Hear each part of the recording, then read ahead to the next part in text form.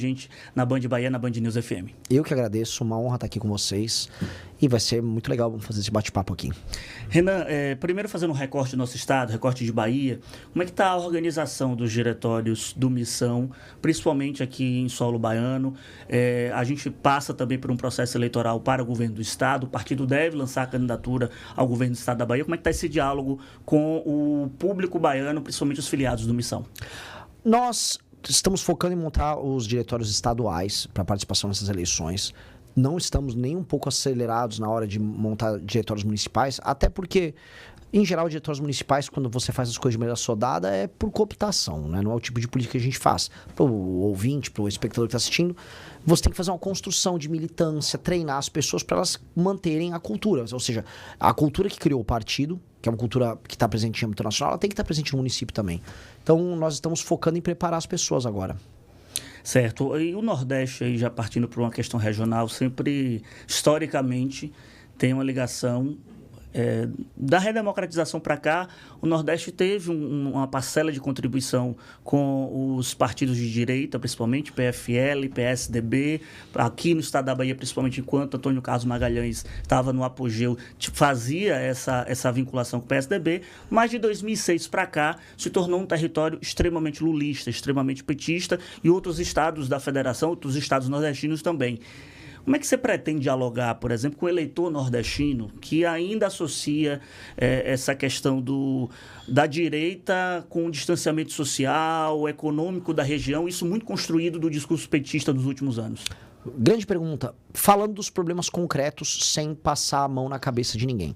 Eu comecei a rodar Pernambuco, depois Ceará, Rio Grande do Norte, Maranhão, agora eu tô na Bahia. E eu tô dando um enfoque muito maior no Nordeste do que no Sul, Sudeste, que supostamente essa região aqui é a região do antipetismo, Sul, Sudeste. Eu não tô focando nisso. Eu acho o seguinte, eu acho que aqui, como você bem descreveu, até os anos 2000 havia uma prevalência de um coronelismo, a moda antiga, que foi substituído por um neocoronelismo federalizado pelo PT. Ou seja, antigamente o assistencialismo era feito pelos coronéis locais. Depois passou a ser feito por um ente federal. Aí o Lula assumiu isso e vinculou a imagem dele. Isso funcionou com uma geração de pessoas que viviam, vamos dizer, abaixo da linha da pobreza por muito tempo. E essas pessoas foram gratas ao lulismo por muito tempo. Só que isso fracassou. Porque se a gente olha hoje, o Nordeste cresceu, mesmo com o PT estando no poder desde 2002, 2003 na prática. O Nordeste cresceu. Quando a gente compara com o Centro-Oeste, quem cresceu mais? O Centro-Oeste. Com um pedaço da região Norte. A região Norte cresceu mais. O distanciamento técnico, o distanciamento na qualidade dos empregos com a região Sul-Sudeste aumentou. Então, quando a gente percebe que não houve um aumento na produtividade no Nordeste, o que acabou foi apenas, graças ao assistencialismo, uma pobreza extrema, as ambições das pessoas nessa região não foram atendidas. Então, com quem eu estou conversando? Quando eu viajo nesses interiores, os jovens estão preocupados em crime organizado, em segurança e geração de renda. Mas não geração de renda por meio de assistência. Geração de renda por meio do trabalho. O cara quer comprar as coisas dele, ele quer construir a vida dele e ele não consegue. Então, trazer essa resposta é muito importante. Não vou fazer isso de maneira condescendente. Então, eu vou em regiões, por exemplo, que são tomadas pelo político que faz a famosa compra de votos. Eu chego lá e aviso, olha, no governo meu, eleitor que vender voto vai ser preso. E político que comprar voto também. Nós temos que matar uma determinada cultura que mantém a política nordestina num regime semifeudal do século XIX. Lá do livro Grande Sertão Veredas, que a gente via os coronéis com seus grupos se matando. Nós temos que eliminar esse tipo de política. E as pessoas têm que voltar a sonhar em construir suas vidas e ganhar dinheiro aqui. Então, ao fazer isso, eu estou abrindo um diálogo enorme. Onde a gente começa a ver as respostas disso? Maranhão, na pesquisa Atlas, eu apareci já com 6%. Tenho 6,9% na Atlas no Brasil e 6% só no Maranhão. Então, é sintoma já de que a mensagem está ecoando. Inclusive, você tocou num assunto que é muito sensível, principalmente para o estado da Bahia, que é a questão da violência. Você tem defendido nas entrevistas, nas suas plataformas, um discurso muito duro contra o crime organizado. O que é que você faria de diferente do modelo que está, seja agora no governo do PT, seja do que foi o governo nacional, o governo Bolsonaro? Agora há uma discussão de federalização desse assunto, com a possibilidade da criação de um Ministério de Segurança Pública. O que é que você faria diferente para, de fato, enfrentar essa chaga nossa, principalmente aqui da Bahia? Vamos lá, o PT foi muito leniente com o crime durante todos esses anos. O PT foi sempre defensor de uma agenda de diminuir pena para bandido. historicamente, todos os governos do PT, nunca houve um esforço em aumentar a pena. Tanto que foi durante os governos petistas que houve aquele famoso aumento no número de homicídios no Brasil. Quem está nos ouvindo tem que entender. Foi lá nos anos, especialmente do governo Dilma, que a coisa estoura para mais de 40, quase 50 mil homicídios por ano. É nesse período todo também que as facções ficam multibilionárias, especialmente o PCC. Então o PT... Assim, sendo bacana para não ser processado, eu vou falar aqui. O PT foi leniente. Quem conhece as relações, sabe que é um pouco mais do que isso. Quem conhece um pouco o que acontece no Ceará, o que acontece aqui na Bahia, 2 governos do PT, sabe que é um pouco mais do que isso. O Bolsonaro, do seu lado, ele entra no poder com o discurso de eu vou matar os vagabundos, daquele jeitão dele. Fez nada, vamos ser sinceros, fez nada. Ele falou lá em armamento civil, vou armar a população, sendo que armar a população não é política pública de enfrentamento ao crime. Política pública é uma coisa, garantia de direito é outra. O Bolsonaro só falou em armar e não passou um projeto. Fez nada, só ficou naquela conversa mole. Pois bem, o que eu vou fazer diferente? Preciso aumentar ainda mais as penas. Por mais que tenha havido aumento de penas agora, projeto inclusive do nosso deputado Kim Kataguiri. 2, eu tenho que mudar a lei de execuções penais e o Código de Processo Penal. Facilitar o processo, tem que correr mais rápido, não tem que ter progressão de pena, não tem que ter saidinha. Isso já diminui boa parte daquelas decisões do juiz. Não, ficou 3 anos, pode sair. Não, vai cumprir a pena inteira. Cumprir pena inteira tem que ser obrigação. 3, trazer o conceito do direito penal do inimigo, que é uma coisa que vai resolver Salvador. Aqui é o seguinte, vocês têm mais de 15 facções em disputa, tem gente que fala em 20 facções em disputa, microfacções, facção que surgiu de outra facção.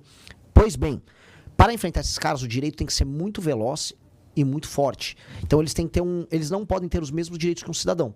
Então se você, por exemplo, tá no meio da rua, se envolver numa briga de trânsito, foi lá, perdeu a cabeça, deu um soco numa pessoa. Pô, beleza, você vai ter o seu direito de defesa garantido, porque você é um cidadão brasileiro que eventualmente passou do ponto.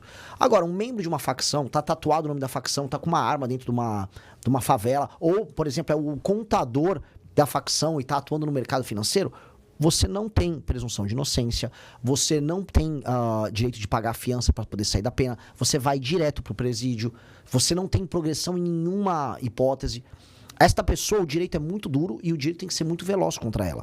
Isso é uma maneira que vai permitir que aí sim o governo federal atue de maneira concreta junto com os estados para derrubar o crime. E aí matando, não quero me estender muito, mas é importante, matando esse tema, colocar estado de defesa todos os municípios e todos os bairros, favelas incluso, que estiverem sob domínio do tráfico, para que as polícias e o governo federal atuem em conjunto para a destruição deles e libertação das pessoas que moram nesses lugares. Hoje a gente vê isso nítido nas pesquisas. A gente está conversando aqui no nosso Boa Tarde Bahia com Renan Santos, pré-candidato à presidência da República pelo Partido Missão. Para você que está acompanhando a gente pelo estado de Sergipe, interior da Bahia também pela Rádio Sabiá FM, muito obrigado pela audiência. A gente tem uma polarização, isso está nítido nas pesquisas, do petismo e bolsonarismo, os dois se retroalimentando e querendo que não surja uma terceira via. Mas como furar, de fato, esse bloqueio? O que é que seria o diferencial do Missão, da sua pré-candidatura, da direita que já tem um espaço no Congresso Nacional? Qual é o ponto de corte? Porque há muito, quando eu acompanho as discussões sobre o Missão, sobre o MBL, há uma acusação de que o MBL ajudou a eleger Bolsonaro em 2018, poderia estar funcionando agora no processo eleitoral desse ano como se fosse um satélite para desviar a atenção do bolsonarismo. Como se apresentar, como ser um diferencial dessa polarização e, de certo modo, combater esse discurso de satélite do bolsonarismo? Pois bem, o primeiro a desmentir esse discurso é o próprio Flávio Bolsonaro, que não quer participar dos debates comigo. Ele já falou que com o Renan ele não vai. Quem é satélite é o Zema, o próprio Caiado, que não falam mal dele. Saíram essas acusações absurdas contra ele e o Zema disse que, isso é errado. Errado tô eu de aparecer às vezes com o cabelo mal feito aqui com você. Ele cometeu um crime. Isso é claramente, assim, ele foi uma autoridade que foi comprada pelo Daniel Vorcaro. A gente tem que só saber qual foi o favor que ele fez. A gente só precisa pegar esse vínculo. Qual foi o favor que ele fez pro Vorcaro ajudar o filme do pai dele. Eu entro, vamos dizer, na crise do bolsonarismo e nos problemas e nos crimes que eles cometem de maneira enfática. Isso não é um papel de um satélite, isso é um papel de uma força de direita diferente. Pois bem, como furar a polarização? Tratando de problemas concretos e não apenas apontando o dedo. Eu vim para a Bahia, assim como eu rodei o Nordeste, falando dos problemas gerados pelo Centrão e pelo lulismo. E não falando assim, o Lula é um maldito porque ele é um cachaceiro. Não, isto que o Lula defendeu deu errado, tá aqui, mostrei pra você. E ao mesmo tempo fui lá pra Santa Catarina, fui para Paraná, e eu mostro os problemas do bolsonarismo. São Paulo, o estado que eu nasci, mostro os problemas da própria gestão Tarcísio. Ao fazer isso e apresentar soluções, Eu não escolho o lado que eu quero me afiliar. Não, eu mostro que eu sou uma pessoa capaz de ser um líder de um país que pode ser um só. E aí, como a gente percebe o funcionamento disso? Onde eu sou mais conhecido, eu ultrapasso tanto Lula quanto Flávio Bolsonaro. Na Atlas eu estou em primeiro do público de 16 a 24 anos e pegando eleitor de ambos, que é a coisa mais sensacional. Lá no Maranhão eu tirei eleitor do Lula, basicamente. Aqui na Bahia eu vou tirar eleitores do Lula, alguma coisa do Flávio. Então isto é um sintoma de uma pré-candidatura que quebra a polarização, porque a polarização só existe se você ficar buscando eleitor de um lado. Eu pego de todos os lados. Renan, e sobre as suas prioridades para o Congresso, a formação de bancada? A gente sabe que hoje a gente tem um regime quase semi-presidencialista na prática, em que o Parlamento e que a Câmara tem muita força, o Congresso tem muita força. Como seria essa construção do missão nos estados para fazer bancadas de deputados federais e a sua relação com o Congresso, como é que seria? Nós precisamos aumentar o poder do Poder Executivo. Quem está nos ouvindo tem que entender assim. A sua descrição é perfeita, porque é um regime que não é presidencialista. A gente vota para presidente, mas quem manda é o parlamento. Só que quem resolve os problemas que as pessoas imaginam tem que ser o Poder Executivo, é o presidente. Quem vai destruir o crime organizado tem que ser o presidente, não é um legislador.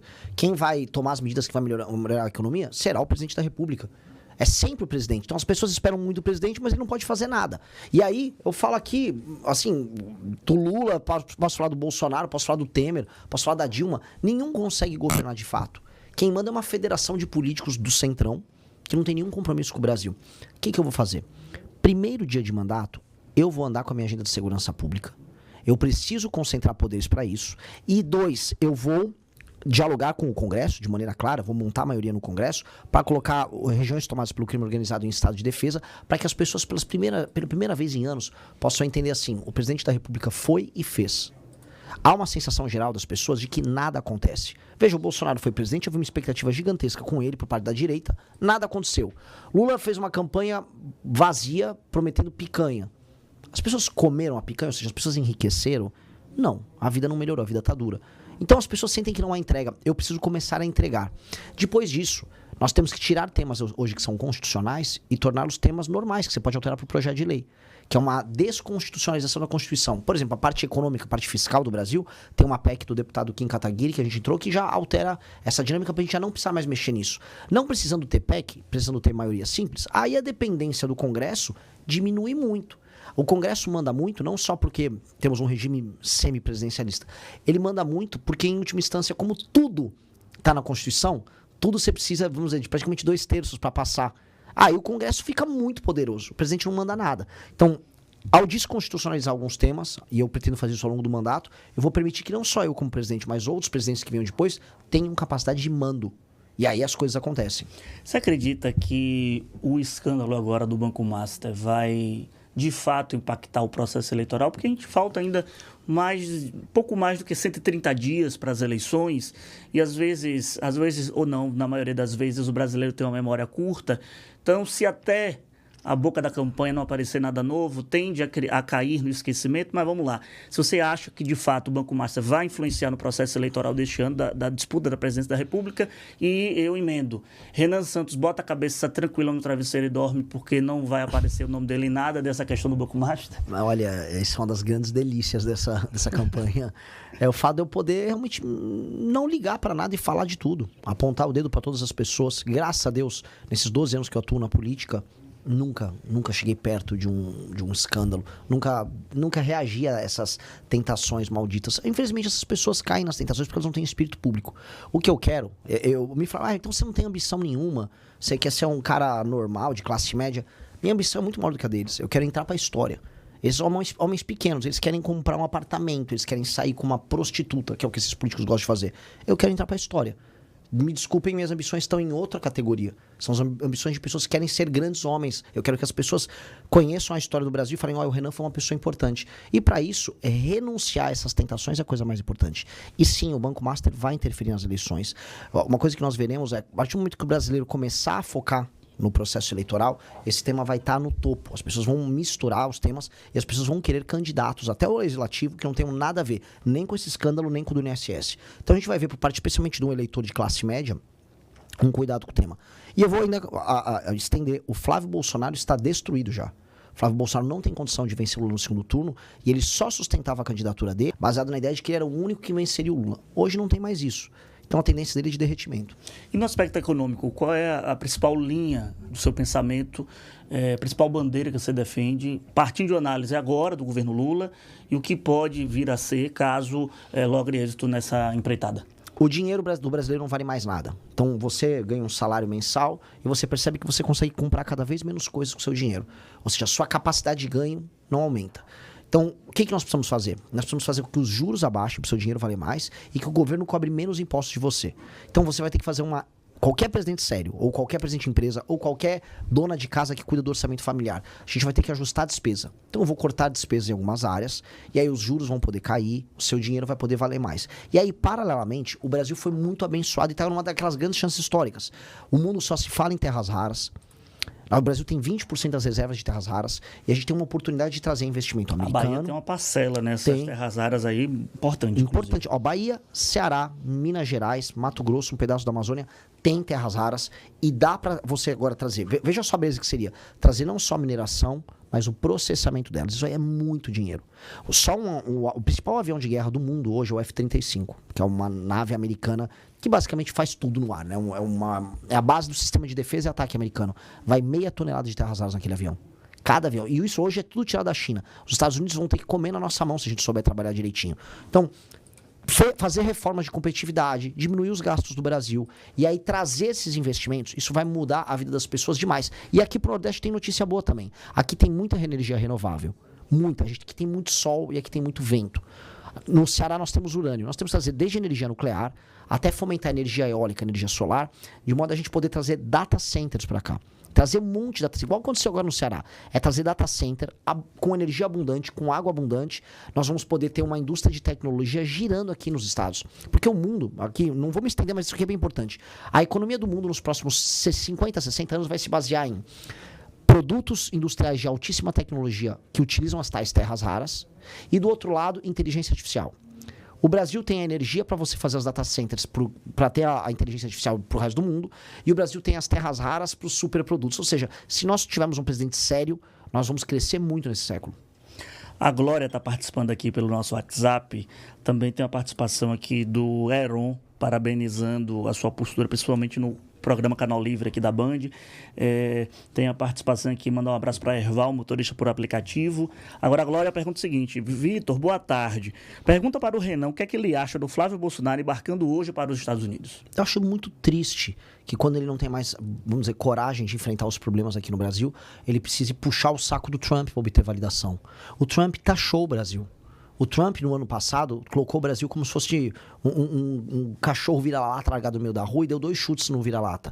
E aí vai o Flávio Bolsonaro como um vira-lata buscar o Trump, me dê atenção. Não é assim que você é respeitado. O Flávio Bolsonaro falou uma coisa muito perigosa. Ele disse, num evento americano ligado ao partido do Trump, que as terras raras seriam muito úteis para os Estados Unidos e que o Brasil iria colaborar com isso. Como assim?